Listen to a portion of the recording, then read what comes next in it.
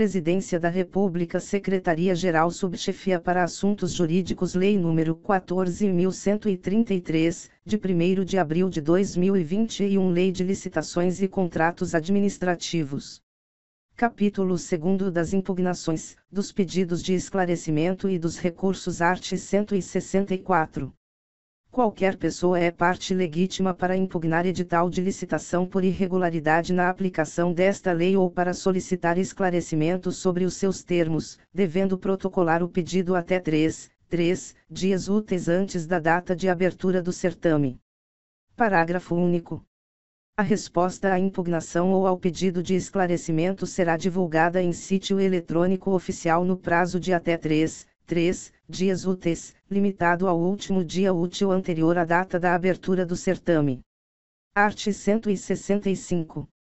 Dos atos da administração decorrentes da aplicação desta lei cabem, e, recurso, no prazo de 3 dias úteis, contado da data de intimação ou de lavratura da ata, em face de a. Ato que defira ou indefira pedido de pré-qualificação de interessado ou de inscrição em registro cadastral, sua alteração ou cancelamento, b. Julgamento das propostas, c. Ato de habilitação ou inabilitação de licitante, d. Anulação ou revogação da licitação, e extinção do contrato, quando determinada por ato unilateral e escrito da administração. Segunda, pedido de reconsideração, no prazo de 3 dias úteis, contado da data de intimação, relativamente a ato do qual não caiba recurso hierárquico. Primeiro, quanto ao recurso apresentado em virtude do disposto nas alíneas B e C do inciso I do caput deste artigo, serão observadas as seguintes disposições. E, a intenção de recorrer deverá ser manifestada imediatamente, sob pena de preclusão, e o prazo para a apresentação das razões recursais previsto no inciso I do caput deste artigo será iniciado na data de intimação ou de lavratura da ata de habilitação ou inabilitação ou, na hipótese de adoção da inversão de fases prevista no primeiro do art. 17 desta lei, da ata de julgamento. Segunda, a apreciação dar-se-á em fase única. Segundo o recurso de que trata o inciso I do caput deste artigo será dirigido à autoridade que tiver editado o ato ou proferido a decisão recorrida, que, se não reconsiderar o ato ou a decisão no prazo de 3 dias úteis, encaminhará o recurso com a sua motivação à autoridade superior, a qual deverá proferir sua decisão no prazo máximo de 10 dias úteis, contado do recebimento dos autos. Terceiro, o acolhimento do recurso implicará invalidação apenas de ato insuscetível de aproveitamento. Quarto, o prazo para a apresentação de contrarrações será o mesmo do recurso e terá início na data de intimação pessoal ou de divulgação da interposição do recurso. Quinto, será assegurado ao licitante vista dos elementos indispensáveis à defesa de seus interesses. Art. 166. Da aplicação das sanções previstas nos incisos I, segunda e terceira do caput do art. 156 desta lei caberá recurso no prazo de 15 dias úteis, contado da data da intimação. Parágrafo único. O recurso de que trata o caput deste artigo será dirigido à autoridade que tiver proferido a decisão recorrida, que, se não a reconsiderar no prazo de 5 dias úteis, encaminhará o recurso com sua motivação à autoridade superior, a qual deverá proferir sua decisão no prazo máximo de 20 dias úteis, contado do recebimento dos autos. Art. 167. Da aplicação da sanção prevista no inciso 4º do caput do art. 156 desta lei caberá apenas pedido de reconsideração, que deverá ser apresentado no prazo de 15 dias úteis, contado da data da intimação, e decidido no prazo máximo de 20 dias úteis, contado do seu recebimento. Art. 168. O recurso e o pedido de reconsideração terão efeito suspensivo do ato ou da decisão recorrida até que sobrevenha a decisão final da autoridade competente. Parágrafo único. Na elaboração de suas decisões, a autoridade competente será auxiliada pelo órgão de assessoramento jurídico, que deverá dirimir dúvidas e subsidiá-la com as informações necessárias. Capítulo 3º do Controle das Contratações, art. 169.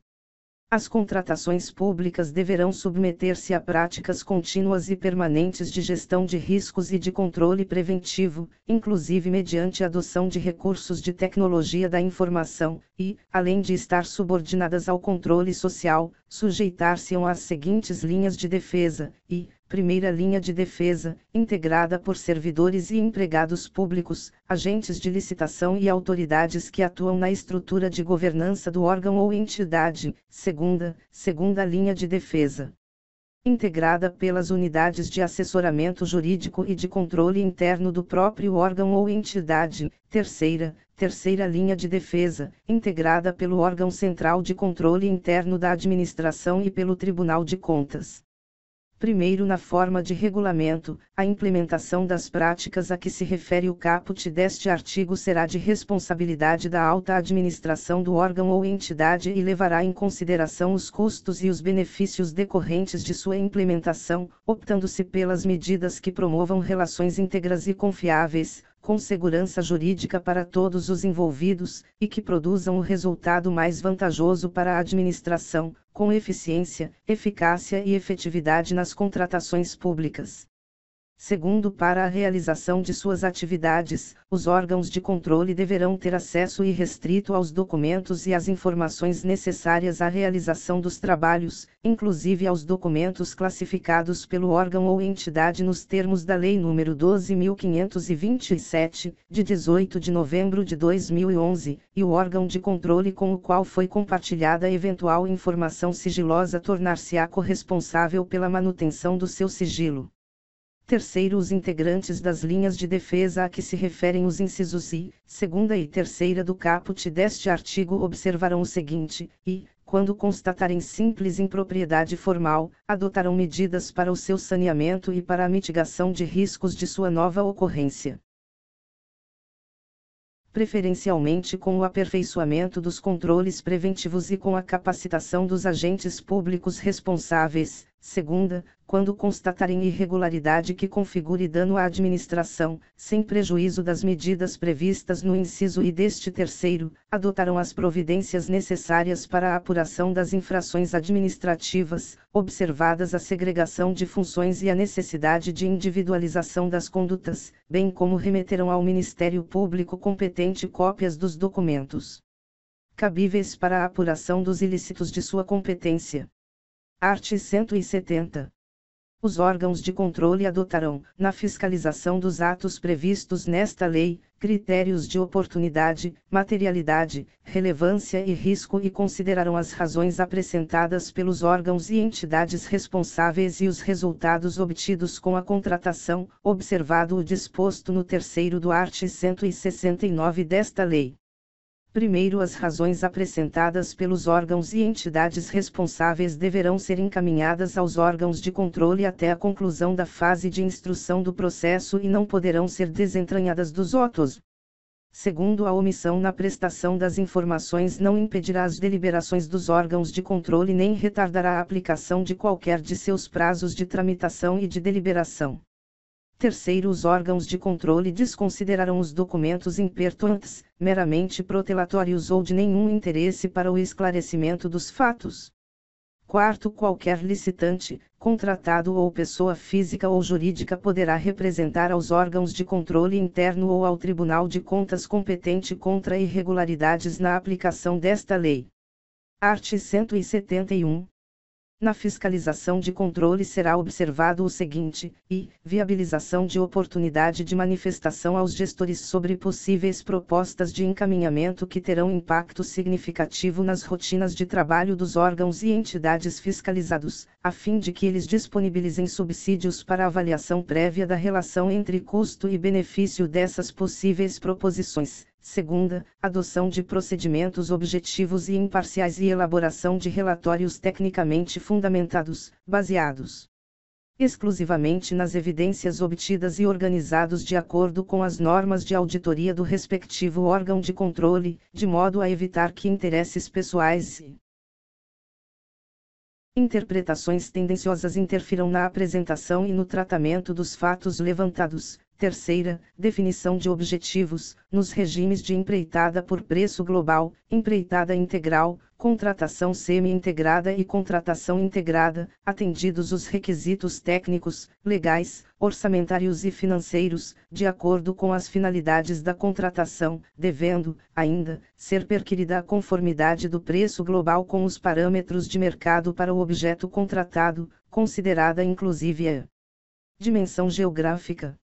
Primeiro, ao suspender cautelarmente o processo licitatório, o Tribunal de Contas deverá pronunciar-se definitivamente sobre o mérito da irregularidade que tenha dado causa à suspensão no prazo de 25 dias úteis, contado da data do recebimento das informações a que se refere o segundo deste artigo, prorrogável por igual período uma única vez, e definirá objetivamente, as causas da ordem de suspensão. Segunda, o modo como será garantido o atendimento do interesse público obstado pela suspensão da licitação, no caso de objetos essenciais ou de contratação por emergência.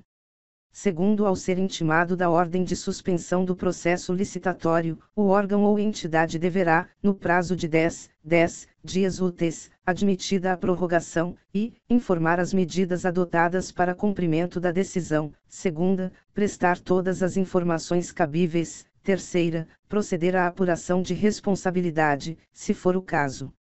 Terceiro, a decisão que examinar o mérito da medida cautelar a que se refere o primeiro deste artigo deverá definir as medidas necessárias e adequadas, em face das alternativas possíveis, para o saneamento do processo licitatório, ou determinar a sua anulação.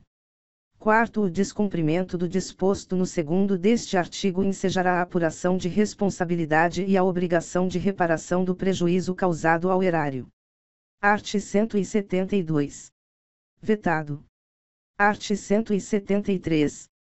Os tribunais de contas deverão, por meio de suas escolas de contas, promover eventos de capacitação para os servidores efetivos e empregados públicos designados para o desempenho das funções essenciais à execução desta lei, incluídos cursos presenciais e à distância, redes de aprendizagem, seminários e congressos sobre contratações públicas.